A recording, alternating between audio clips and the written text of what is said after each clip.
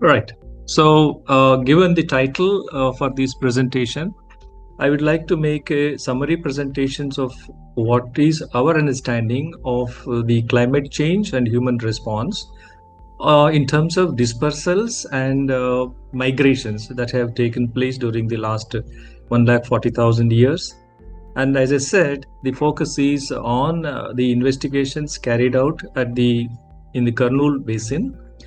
And unfortunately, the lack of fossil evidence, hominin fossil evidence, has constrained our understanding of this particular human response to climate change based on the archaeological evidence, especially the lithic repertoire documented from different levels during the course of last 140,000 years time period.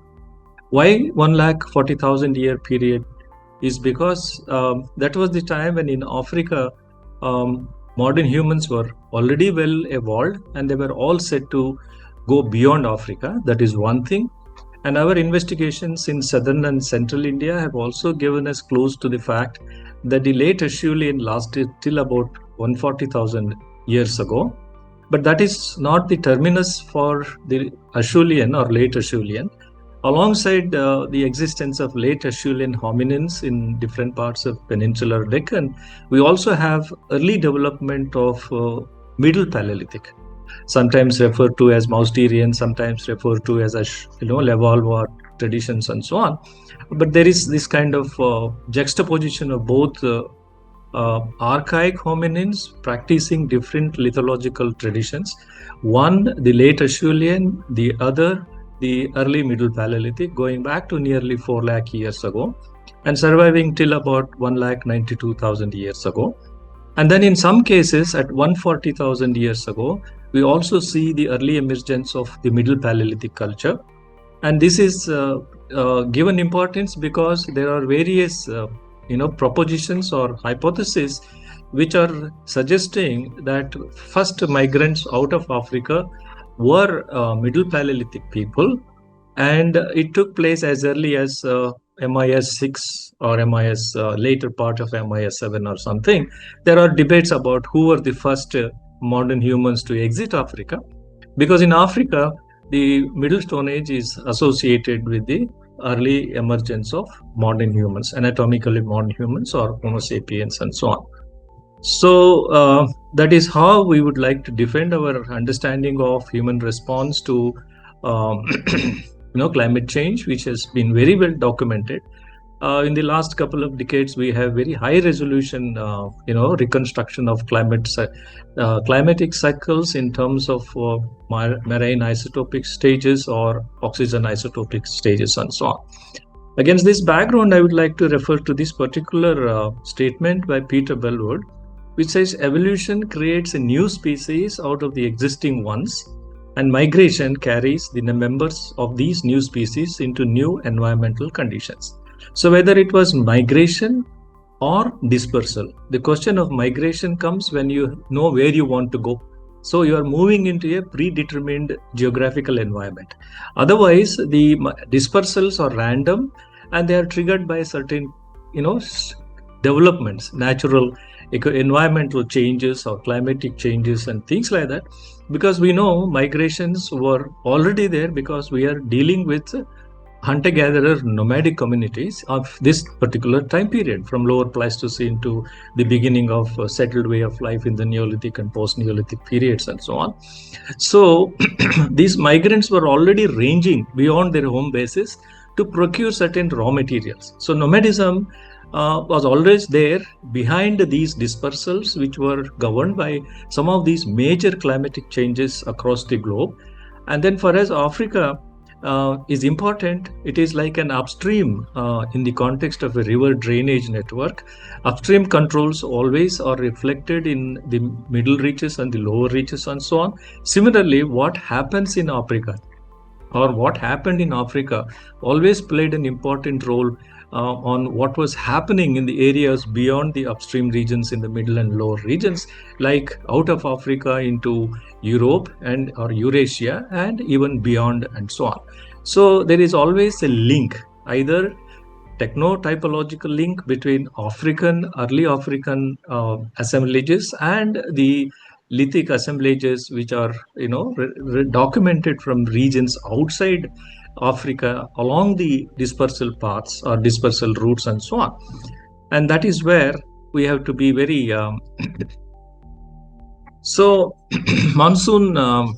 So this is the kind of emphasis I would like to make, that anything that we would like to identify in the context of regions beyond Africa, we have to first look at what was happening in Africa during the last 300,000 years ago. But our focus is on the last 140,000 years, and what is the archaeological record, what are the natural archives which have preserved evidence for the climate change. Earlier we used to talk in terms of glacials, interglacials, so they have a very coarse time resolution.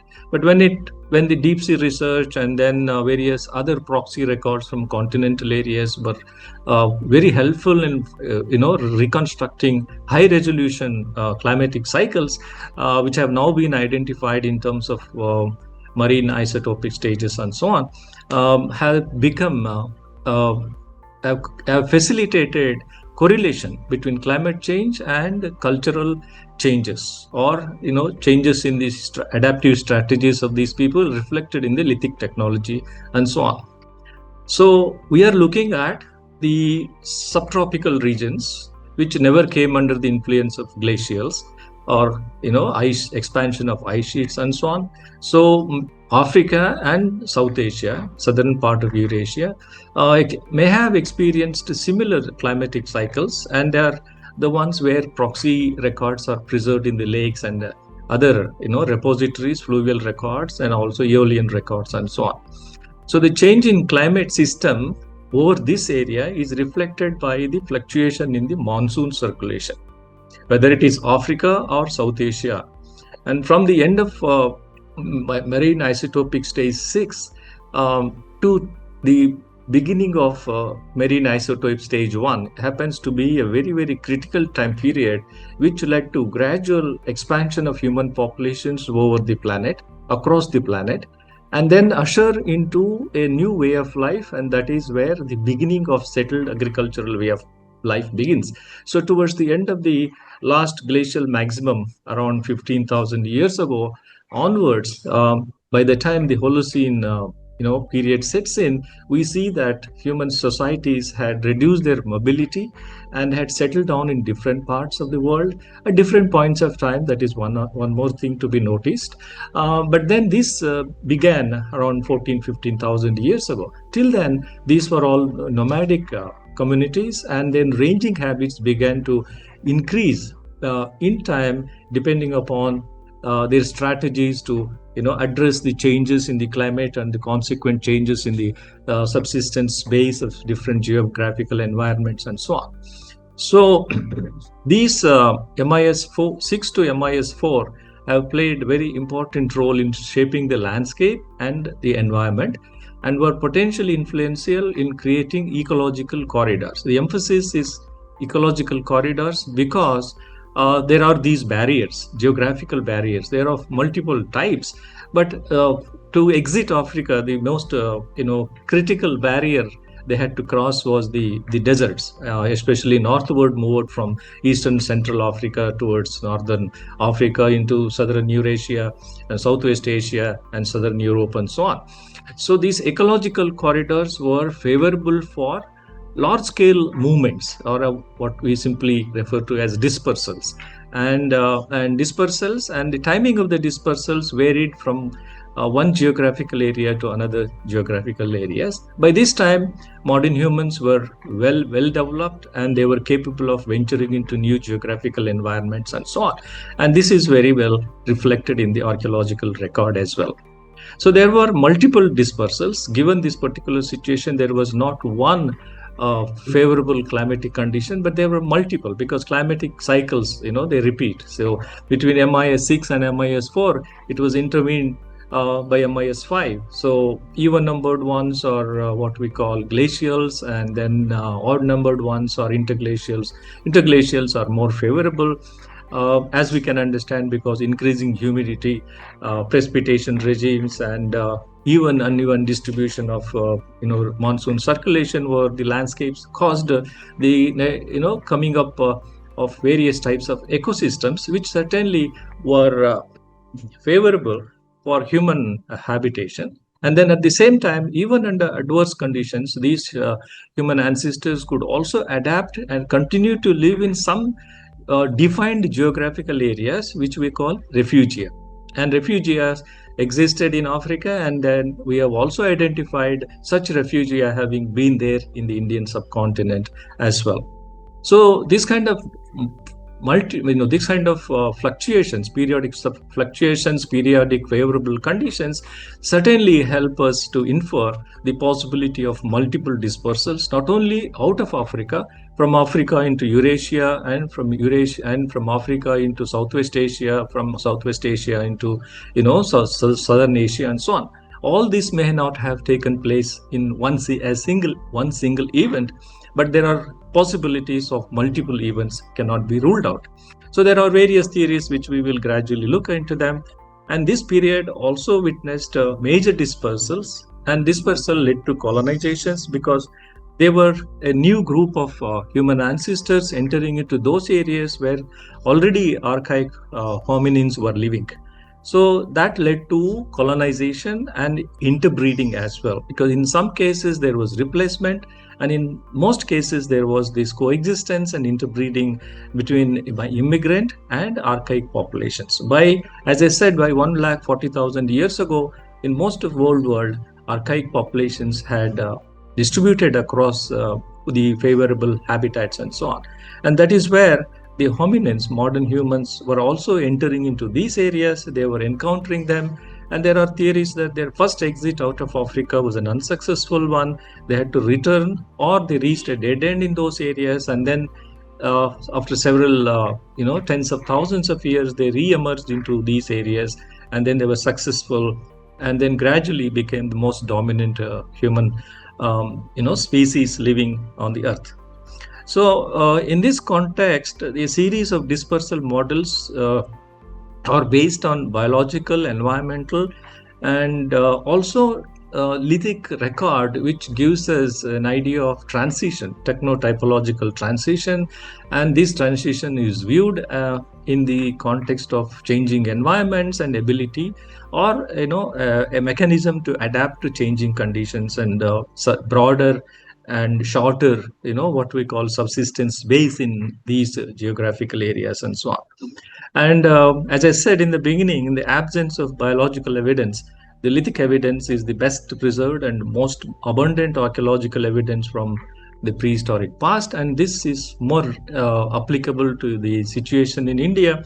Anywhere in the Indian subcontinent, we have this basic problem of not being able to identify fossils, or there were these environmental constraints which did not favor fossilization. Although we have some evidence of fossils, they are not directly related to the area of discussion that we are doing today. There are a couple of sites, and then some of the sites which were previously identified as potential places where human remains were recovered are being revisited. And then these sites are also subject to a new chronometric methodologies, which may help in establishing a firm timelines for the settlement in these sites like Bhimbetka rock shelters and the numerous rock shelters that we have in the Kadapa and Kurnool basins and so on.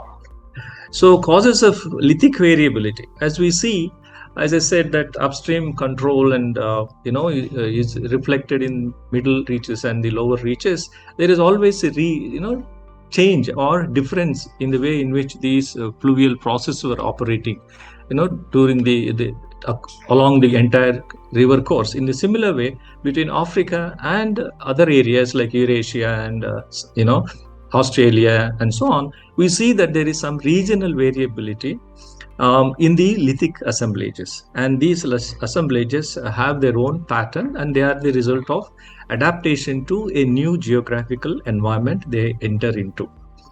So what is more important for is that the data that we have from Africa and also data from other parts of Eurasia are to be always related to one another.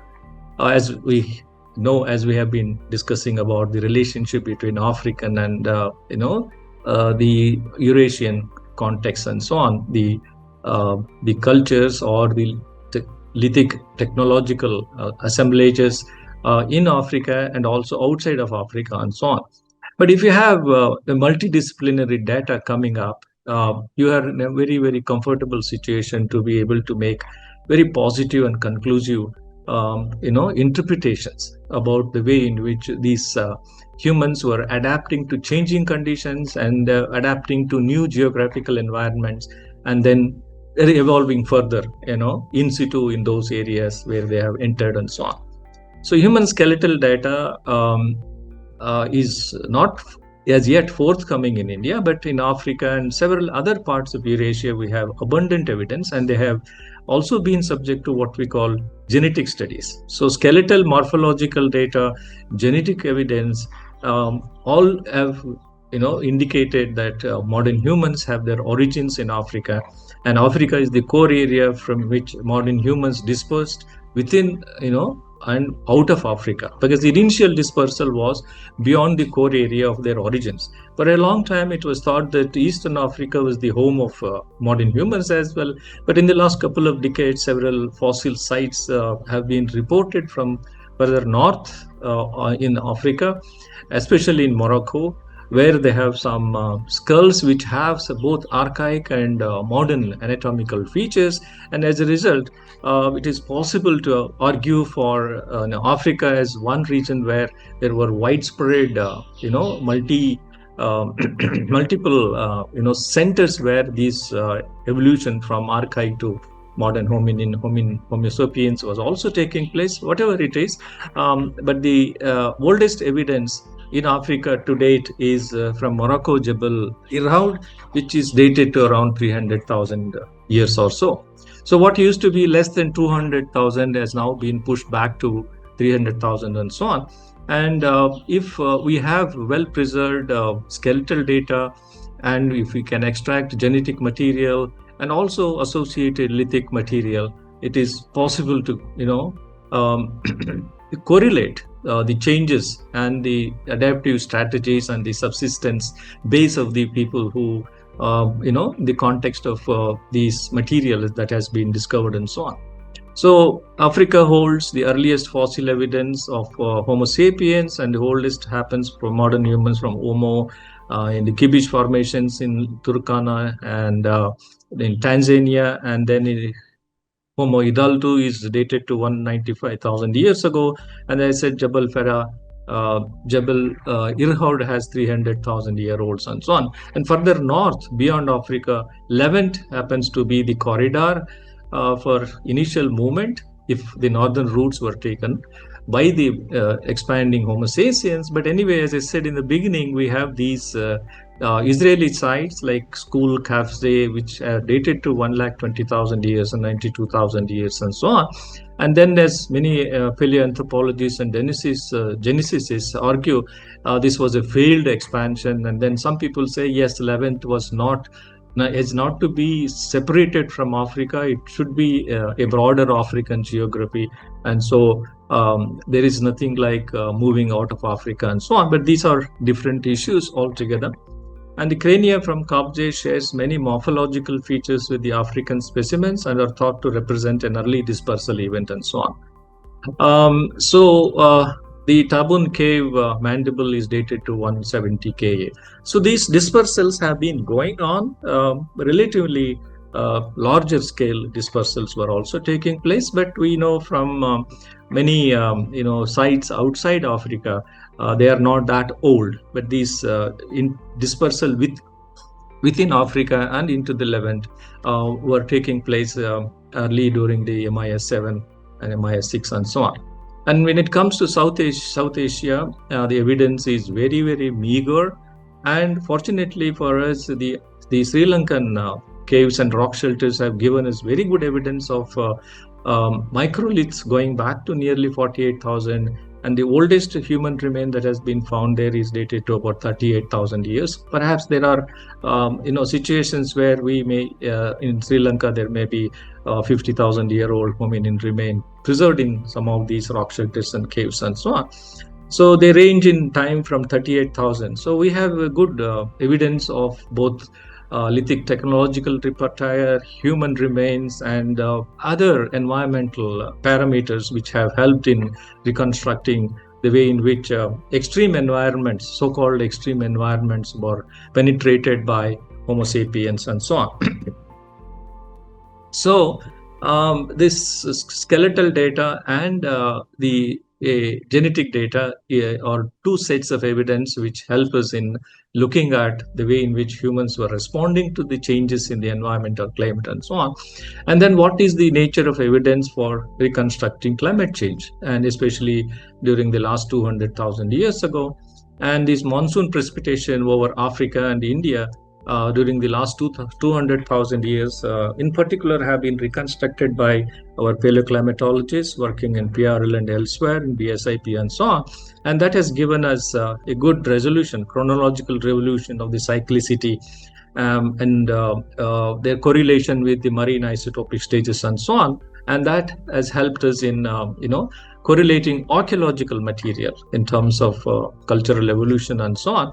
While the oceanic records give us a clear picture of the wind strength during glacial and interglacial periods, there are so many repositories, archives on terrestrial archives, which give us the intensity, of monsoon and its fluctuation through time in accordance with the, isotopic stages and so on and so forth. So we have these, carbon isotopes of pellets, peat, cellulose, stable oxygen isotopes from corals, marine microfossils, dripstones, and fluvial and Aeolian terrestrial sediments, and so on.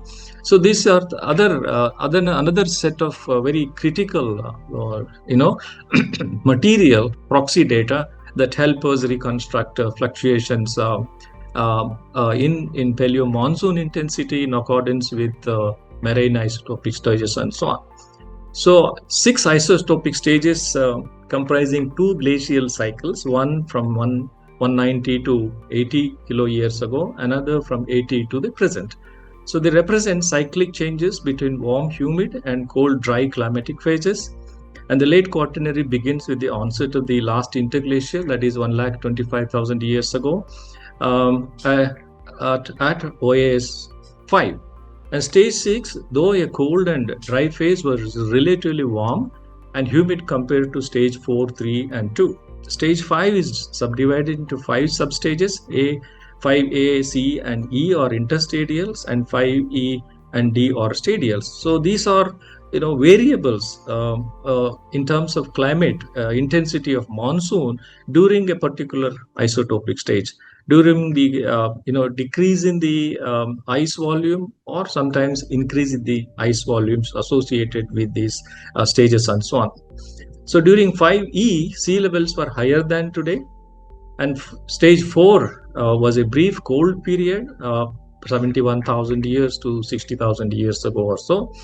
And during this stage, the well-known Toba super eruption occurred in Sumatra, and that is Indonesia. And stage 3 lasted from 60 to 25,000 years ago. This is considered one of the most highly disturbed time period when it comes to climate, and it is generally considered an interstadial or something. Stage 2 from 25 to 12 Ka is generally referred to as last glacial maximum, and stage 1 is what we are going through in terms of the Holocene. Although the climatic fluctuations during the last 200,000 years were less significant, they were large enough to impact the rise and fall of civilizations. For example, the decline of the Indus civilization was caused by the prolonged drought lasting for over 300 years or so. So these are climatic aberrations which have affected humans, life ways, and humans have survived. So that is the advantage of what is called culture, human culture. So over South Asia, the seasonal shift of the intertropical convergence zone, a narrow latitudinal zone of wind convergence and precipitation, determines the onset duration and termination of monsoon rainy season in the tropics and subtropics. We are experiencing very early onset of monsoon this year. It's already, a dry spell is in the offing. That's what I see happening. But an early monsoon is caused by this, shift of the intertropical convergence zone, ITCZ, and so on. So during this affects both Africa as well as southern India or the Indian subcontinent. During interglacial periods, the summer ITCZ shifts north, causing the African monsoons to penetrate north into the subtropical zones, reducing the spatial extent of the Sahara Desert. So that is one thing which facilitates the formation of what we call ecological corridors. This phenomenon has become known as greening of the Sahara. And then such wetter episodes would have created climatic window during which the desert barriers was removed, enabling the dispersion of humans from Africa to the Levant and beyond, and so on. Then African climatic evidence from 140 to 95 Ka sub-Saharan tropical Africa was governed by high amplitude variability. And this is common to many of the isotopic stages which have been documented by paleoclimatologists working on marine cores and so on, which was not always in sync with the climatic conditions. And so such aberrations have also been noticed. But then there were these larger changes which were certainly effective in creating new environments and so on. So two hyper-arid periods occurred between 115 and 90 kilo years ago, while from 70 kilo years ago, the climate seems to have been more humid and less variable. So this is the time period when major expansions have been invoked, and that is also associated with the large scale, development of microlithic technologies in Africa, and then these microlithic technologies are reflected along the dispersal paths when they moved out of Africa and so on. And there were many there are many proposals in terms of the paths of dispersal and so on, but which particular path was more suitable and things like that needs to be further substantiated by more research and so on. But these are all hypotheses based on the evidence at disposal. So the hyper-arid periods, which are not evident in eastern and northern Africa, led to the shrinking of the tropical forest areas and the savanna landscape and so on. So that is another adverse effect to the environment and so on.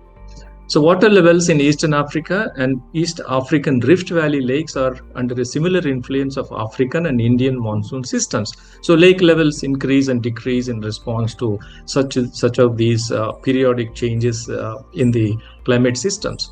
So lake level records from African Rift Valley reflect high water levels between 140 and 120. So before the onset of MIS5. And between 110 and 95 and 80 and 65 and again 50 and 55. So this continental records sometimes do not match with what has been found from oceanic records and so on. So as we know, the Indian subcontinent is a subtropical monsoon land, and its habitability is governed by the monsoon circulation, its intensity and geographical variation in the precipitation regimes across the vast continental area. Even though we call India is a subtropical, latitudinal positions, but when it comes to the tropical ecosystems, especially the existence of rainforests, like in Sri Lanka, the rainforests were penetrated during the last 50,000 years very effectively. The similar situations also prevail in the Western Ghats as well, which is a rainforest as well, although it is called monsoon, evergreen forest, but the biodiversity hotspot situation in the Western Ghats as well as the Sri Lankan southwestern wet zone, regions are a continuation or a continuous, forest ecosystems and so on, which were because of the richness, they were actually more favored habitats for the advancing hominins, especially the modern anatomically modern Homo sapiens with this microlithic technology and so on, is very well documented and well published and so on. And so such is the situation in the Indian subcontinent. But our continental records have not been subject to reconstructing climatic cycles to the resolutions that we would like to have for understanding the way in which humans living across the Deccan Peninsula responded. But there are broad or coarse correlations possible. So these hyper-arid periods, which are not evident in Eastern and Northern Africa, led to the shrinking of tropical forests and so on. So the nature and diversity of subsistence economic resources were governed by the prevalence of monsoon circulation and its response to alternating oxygen isotopic stages of the larger glacial cycles and so on. So we have these monsoon coastal mangrove ecosystems, then you have the Western Ghats evergreen rainforest ecosystems, and eastwards of the Western Ghats you have the deciduous forest ecosystems, and then further eastwards you have the larger savanna ecosystems and so on. So they are all juxtaposed, and their favorable conditions in these areas were governed by these cyclic variation in the monsoon regimes and so on. During the last 200,000 years, the Indian subcontinent and its impact on biota has been reconstructed from Indian Ocean sites, which I will not go into those details, reflecting on the stability of the environment and continuity of human populations on the peninsula. So once humans were able to colonize a new geographical environment, they were able to live there continuously. And despite these changes in climate, their nomadism, because they were already nomadic, it was not difficult for them to range beyond their home bases and so on, and look for the resources already. And the hunter-gatherer communities are always well informed about regional distribution of various plant and animal food resources in a broader landscape and so on. So seasonal mobilities already existed, and the archaeological record also reflects on this kind of continuity despite changes in the monsoon regimes and change in the vegetation pattern across the landscapes and so on. So transition to cold OAS is considered a critical period in human evolution, because this was the time when, according to dominant theory, that large-scale expansion of Homo sapiens out of Africa took place, and it is also the time period when this the most powerful volcanic eruption that took place 74,000 years ago in Sumatra also took place. So this dry period is one thing which is now coinciding with the expansion of humans out of Africa. But otherwise, the dry periods were not found, suitable for expansion, because these deserts were expanding and so on. And then the sea levels were going down, and that is the situation. But this super eruption around 74,000 years ago is now, also thought of as one major, event that created hostile environmental conditions for people inhabiting in different geographical areas.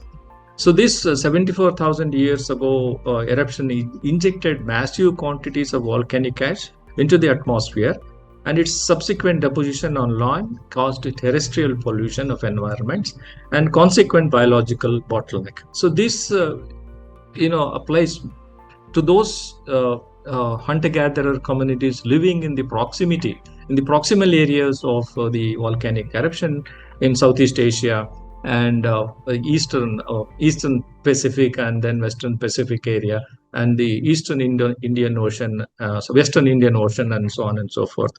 But this is not reflected in the archaeological record on the Indian subcontinent, as it lies in the distal region. It is overemphasized by many archaeologists and environmentalists as well.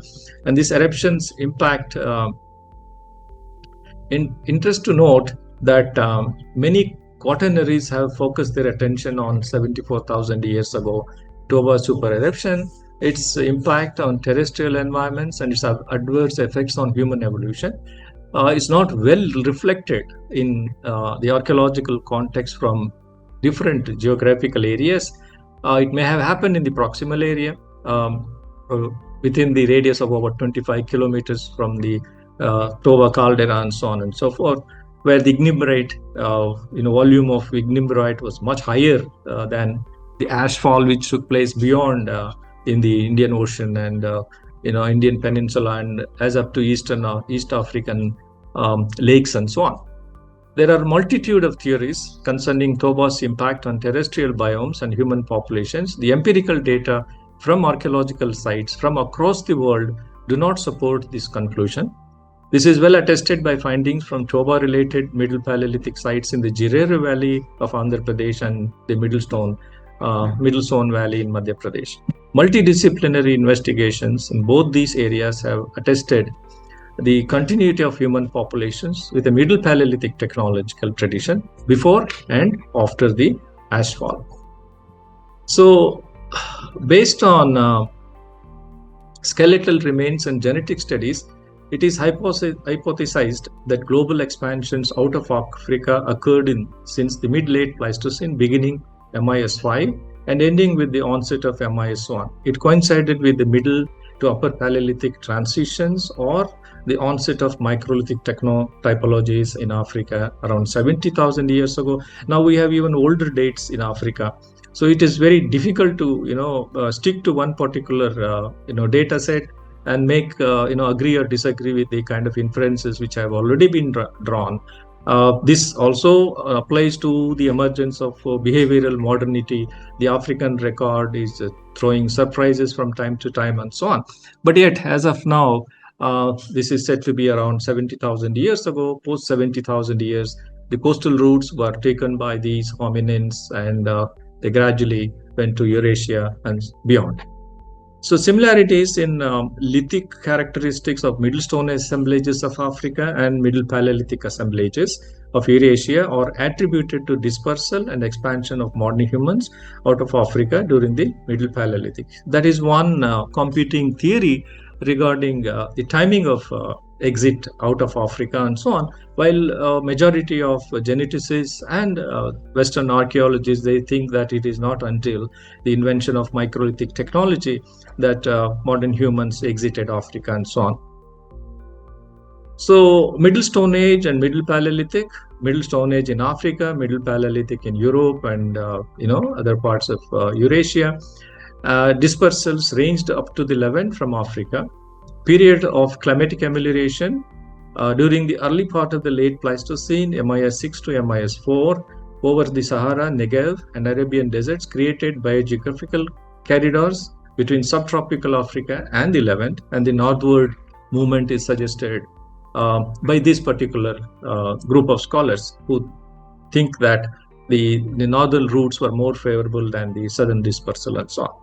It is also hypothesized that throughout the Middle Stone Age, there were several waves of dispersals out of Eastern Africa. Now, it is not only Eastern Africa, as I said in the beginning, we now have, major part of Africa as the core area where this biological transition from archaic to modern humans took place.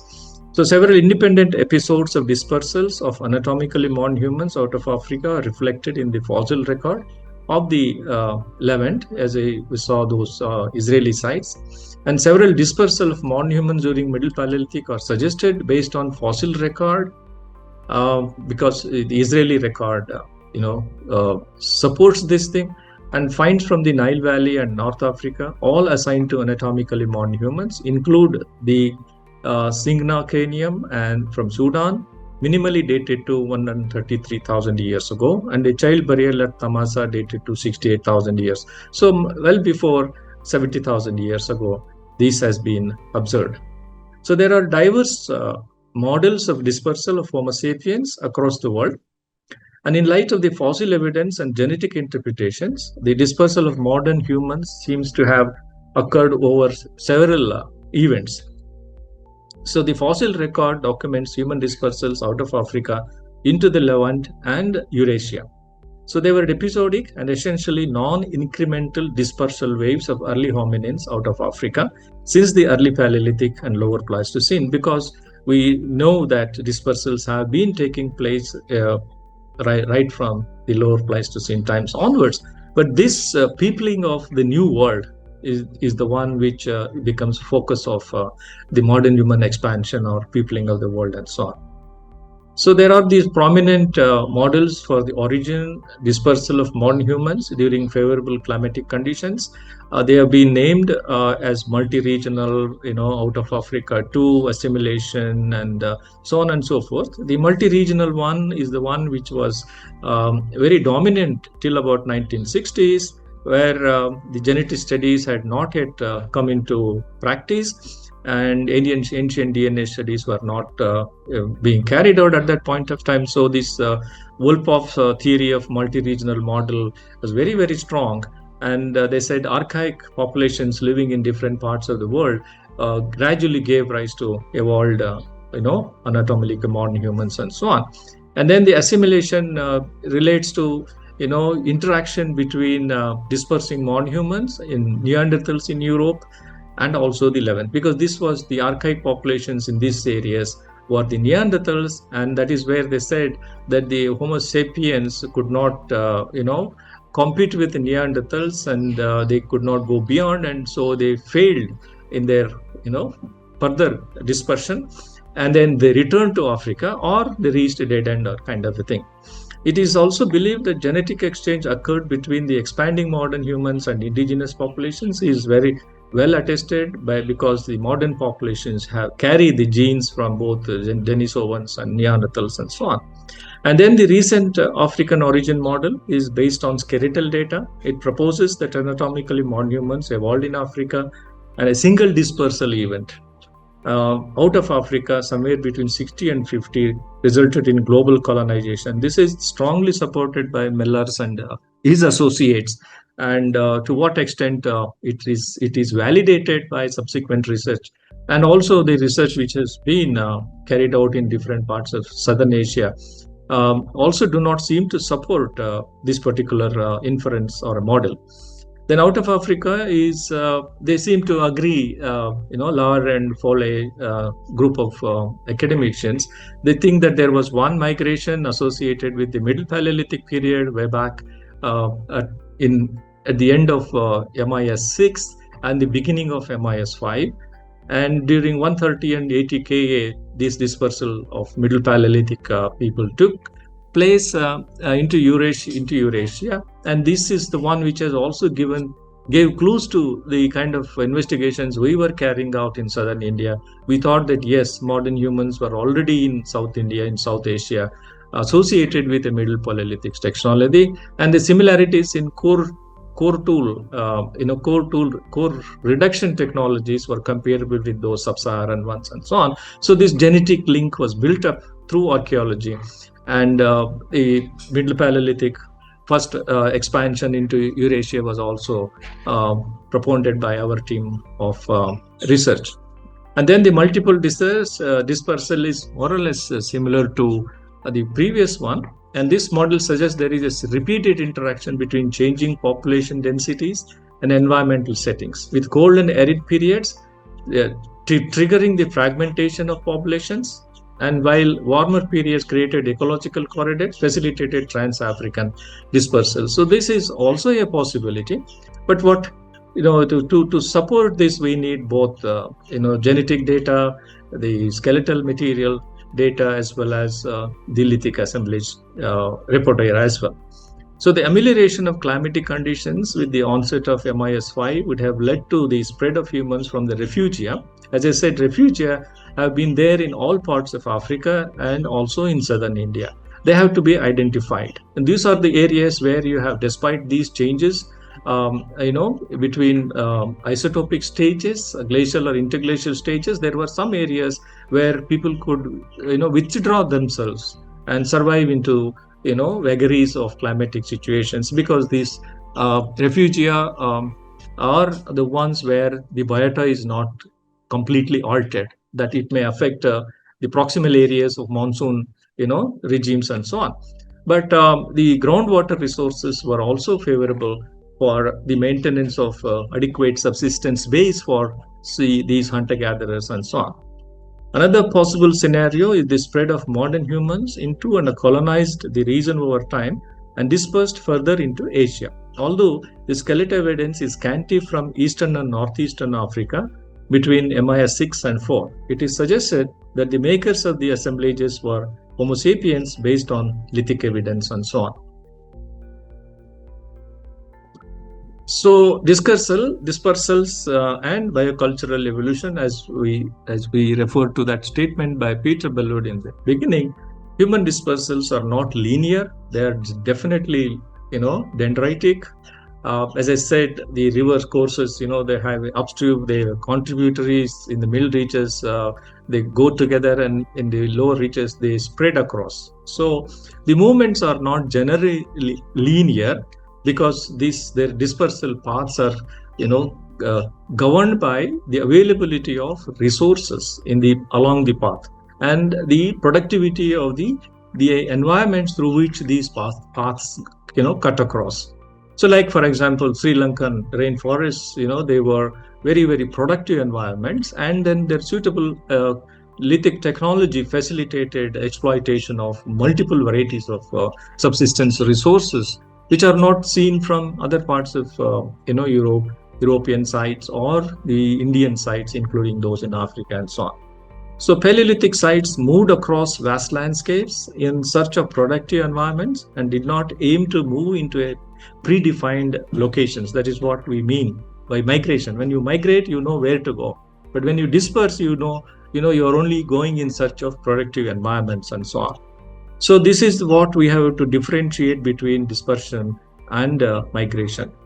And the forces behind these dispersals are thought to be the result of interaction between demographic pressures caused by adverse climatic conditions and the nature of the environment, you see. And these would not influence the direction of movement at all.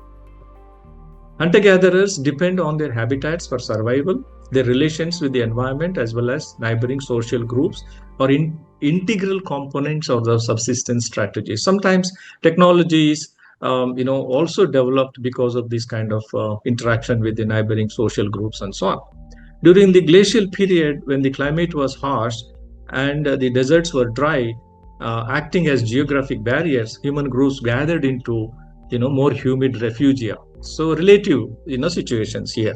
So Western Ghats are those places where, despite these large-scale climatic changes, could have been most favorable. Unfortunately, we have always thought that these extreme environments were not favorable for Paleolithic hunter-gatherers, and so we have left them outside the scope of archaeological explorations and so on. So this needs to be given importance. See the examples from Sri Lanka and so on. Interglacial periods, with the amelioration of climatic conditions, the desert barriers diminished, and there were more movements of human groups across. So the rapid movement is one thing which has been advocated by these southern dispersal people and so on, but without taking the productivity of geographical environments along the southern dispersal path and so on. So looking at against this background, some of the two examples that we have from southern India or from this Kurnool Basin, Eastern Ghats, the western part of the Eastern Ghats, there are these valleys, and within these valleys we have a very dense cluster of archaeological sites, prehistoric sites, Paleolithic, Mesolithic sites in this area. And we went back to this region to look at the potential of this cave, which has been subject to investigation since in 1883, to see our luck, to test our luck if we will succeed in identifying human remains. Because when we returned to Bilasargam in the early part of the 21st century, there was this strong discussion going on about the modern humans colonizing different parts of Africa, different parts of Eurasia and so on. And we thought limestone caves are the ideal places where fossils are likely to be well preserved. And so we thought, we went there, and then we continued our research into these two river valleys. And in these Eastern Ghats, when these are called Errajari hill ranges, where there are natural caves in limestone, part of what we call Kadapa sequence or Kurnool series of Precambrian Proterozoic formations and so on. And in the limestone, there are series of caves in this area. And this was the most potential and most researched cave, was this Bilasargam. And so, as I said in the beginning, we succeeded in we have had an edge over the previous investigations. We were able to establish chronology, establish continuity, if not human life, but continuity of animal life in this area, despite these changes in the conditions. So we suggested this is a core area or a refugia during the Pleistocene, both for humans as well as animals and so on. So they have the longest history of prehistoric and paleontological research, culminating in geochronology, because in the cave floor deposits, specks of, like in the ocean core, they found glass shards of YTT. We also are able to find the presence of YTT. And in addition, we had supporting geochronometric OSL, helping us to corroborate the dates for the glass shards as well as the strata, from top to the bottom, which had revealed thousands of funnel remains. So this is the cave opening, which opens up and broadens in the interior, and there are multiple openings which have been given names by Robert Brucefoot as cathedral, charnel, purgatory, chapter house, and so on. And the cave floors were first dug by Foot and his son, and later the faunal material was studied by Lydekker, and later on, post-independence, several paleontologists of the Geological Survey. And then archaeologists went back in the 60s to look for Upper Paleolithic, and because that was the missing link in our Paleolithic succession, pre-Neolithic succession, and so it was necessary because of the integrity of the archaeological record, preserved in the clay floors and so on. So here, the succession of deposits characterized by silt-dominated cavers, OSL dating of the strata, and identification of YTT Cryptotephra at a depth of 3.5 meters from the top of the charnel house floor deposits has enabled chronometry of the sedimentary strata, ranging in time from 200,000 years ago. So all those 6 or 7 MIS stages, can be matched with the stratigraphy found, in the cave floor deposits and so on. And we don't see any kind of change in the faunal record. There is a continuity, excepting the fact that one old world monkey known as Theropithecus gelida has been found here because it was identified wrongly by earlier paleontologists, but this fresh analysis revealed the fact that the Gelida, an old world monkey, was living in this area, but now it is extinct from India. It lives in Ethiopian highlands and so on. Plus, the advantage was this chronology. All that faunal studies gave clues to the pre-existence of late Pleistocene fauna and things like the diversity of fauna and things like that. But this was more controlled investigation. And so that was the landmark, and the OSL chronology could also be, applied here to match the stratigraphy with the MIS stages and the composite stratigraphy, because the cave floors could not be dug very, very deep in all the openings that we see here in this karstic formation. But then the composite stratigraphy could be built up, which covered the last 200,000 years ago. And yes, this is the this from top to bottom, what you can see is 11-meter deposit, and in each of these levels and the dated horizons, there is a continuous record of faunal remains, which have been re-identified. I think 5,000 and odd faunal remains have been found, which are distributed between the Asiatic, that Indian Museum in Kolkata, the Paleontological Division of GSI, and so on and so forth. But the lithic material is very, very little that is preserved in this area.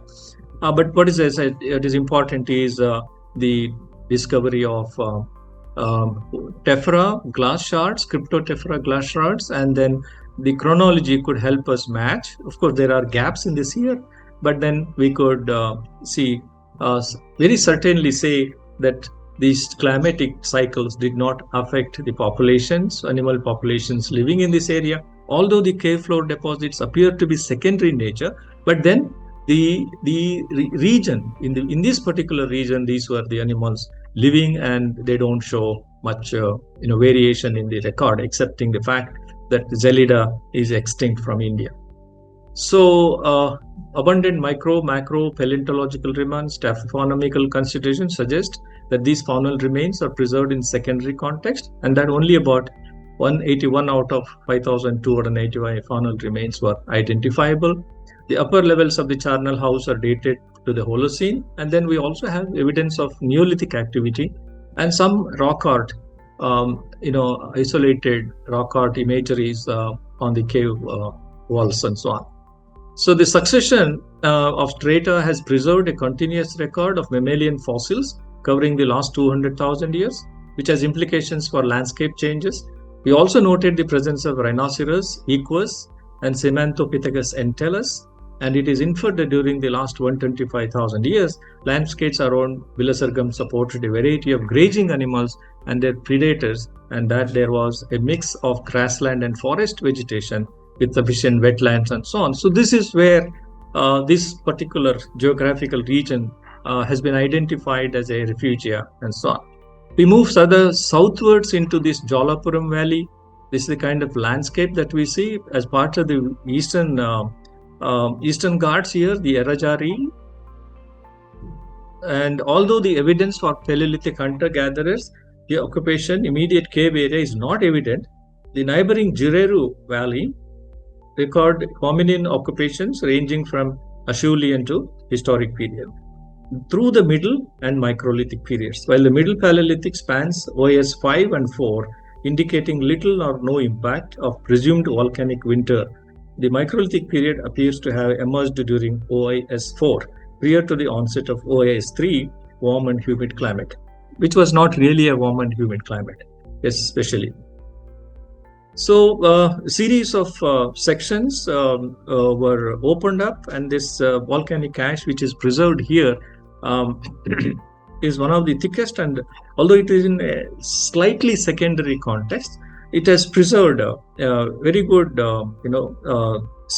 stratigraphic context wherein one could identify the cultural material coming from below the volcanic ash and also above the ash, and gradually establish a transition from Middle Paleolithic to Microlithic technology going back to 40,000 years or so. And subsequent to this research on microliths going back to 40,000, few more sites in Central India, Western India, and Eastern India were also subject to similar studies, and they established the presence of microliths during the MIS3 peak time period, and they are widespread. The many more sites are there, but then one also sees around this time period the existence of the blade and burin industries, which sometimes resembling the classical European Upper Paleolithic and so on. So these are the sections that have been reconstructed lithologged in this area, and the whitish material that you see is the volcanic ash. Between Jolpalam 3 and 22, this particular section is of great interest to us. This whitish material is the YTT here, and only the bottom 5 to 10 centimeters is the original tephra, the airfall, primary ash fall, and then the subsequent is emplacement that has occurred at different points of time. And this area was a sort of a low energy, shallow lacustrine environment here at the time when the deposition took place. The bed of the river was much deeper than what we see here. There are these fluvial lacustrine sediments, and then there are certain problems encountered in understanding the stratigraphic development because of OSL dating. But what is more important for us to understand the disconformities between these various strata, because diagenetic changes have concealed the disconformities that one could otherwise recognize. But that needs to be further given emphasis here. And these are various sections. We do have Acheulean in this particular gravel body, which also lasted till about 145,000 years ago or so. But subsequently, we have Middle Paleolithic before and after, and then about 35,000 years ago, we see the emergence of microlithic technology. This evidence is being interpreted as in situ development of microliths by our group, but we are also open to the fact that this may not be the case because there are numerous rock shelters in this area. In the adjacent to the rock shelter which excavated the 35,000 year old microliths. And then maybe they have a different story to tell, but needs to be continued further. And these are some of the views of the excavated areas. And then this locality 22 is yielded nearly 16,000 Middle Paleolithic artifacts. This particular, paleosol surface has, several hundred, as you can see here, and they are all well preserved in our museum in Bellary, which can be subject to study, not only by our team, but anybody interested in re-examining these assemblies can most welcome, and so on. So YSL dating has come to our help to establish the age of the volcanic ash. In fact, we know that it is YTT, but the confirmation is coming from these OSL dates that we have. And then this is the rock shelter floor, which has given us evidence for the rise of microlithic technology, microlithic typologies, and there are microblade industries, backed blade industries, and then several other symbolic artifacts have been recovered. Need not go into these details. And these are all painted rock shelters. There are hundreds of these rock shelters. So because of the debate that's going on, whether it was a Middle Paleolithic or microlithic, we would like to engage ourselves in excavating few more rock shelters in the area, and then see if similar evidence is repeating, or we have something new coming up as a surprise, and so on. So the monsoon strength over the subcontinent has been varying during the last 140,000 years ago, MIS 6, 5, 4, 3, 2, 1, and so on. Only in this area we have some evidence of human remains, but their dating is not very well securely established. But we know from Jolapuram 9, at least 12,000 to 18,000 years ago, we have some fragments of cranium coming from the rock shelter floor strata. And then, of course, Fahian, as I said, is 38,000 years old, and microliths are even older here. And that is the thing, the backed microblades begin from 50,000 years ago, and that is known from other sites, not only from Jolapuram, from Kana, Mahadevpura, Patne. Patne, of course, needs to be reinvestigated. Methakedi is a very important, investigation that has happened here. So we have the late Acheulean, and we going up to 140,000 years or so, and then on parallel developments of Middle Paleolithic, and then again we see that there is a parallel development of Middle Paleolithic to microlithic, or there is a continuity transition from Middle Paleolithic to microlithic, and so on. So this is the kind of information that we have in terms of human response to global climatic changes, and that is the aid evidence. We have many more sites, but for the purpose of this lecture, I focused only on the work we had carried out in southern India. In Central Indian sites are there, where Eastern Indian sites are all there, which can be included for a broader lecture and so on. Thank you very much.